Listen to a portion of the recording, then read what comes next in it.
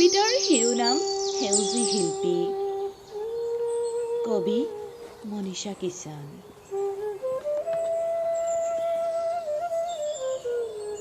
হালধীয়া সপোনৰ বিলাসী অনুভৱৰ কাম্যত এৰা নাই এওঁলোক জীৱন। দেহৰ কেঁচা ঘাম টুকি কষ্টত নিজক সামৰি আতি আতি বান্ধে জীৱন নামৰ অনুভৱৰ টোপোলাটিত জীয়া কাহিনী। চিনি নাপায় কৃত্ৰিম হালধীয়া ৰংবোৰ, ঢুকিও নাপায় একা বেকা কথাৰ ঘূৰণীয়া ভাষাবোৰ।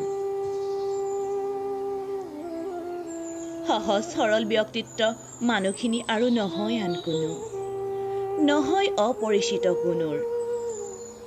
সেউজী ধৰণী গঢ়া একোজন সুন্দৰ শিল্পী এওঁলোক,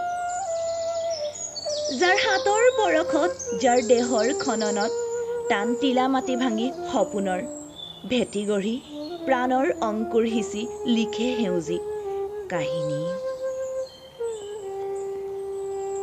পাতে পাতে কলিয়ে কলিয়ে আনে মাথো সেউজী শিল্পীৰ পৰিশ্ৰমৰ খলকনি। তুমি মই সপোন দেখোঁতেই কল্পনা কৰোঁতেই এওঁলোক সিঁচি দিব পাৰে কুমলীয়া শিপাৰে বহুবোৰ সেউজীয়া প্ৰাণক।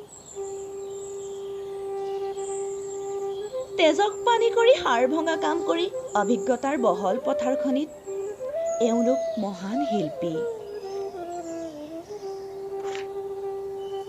পাঠ্যক্ৰমৰ অধ্যয়নে দিয়া নাই জ্ঞানৰ সাৰুৱা কথাখিনি।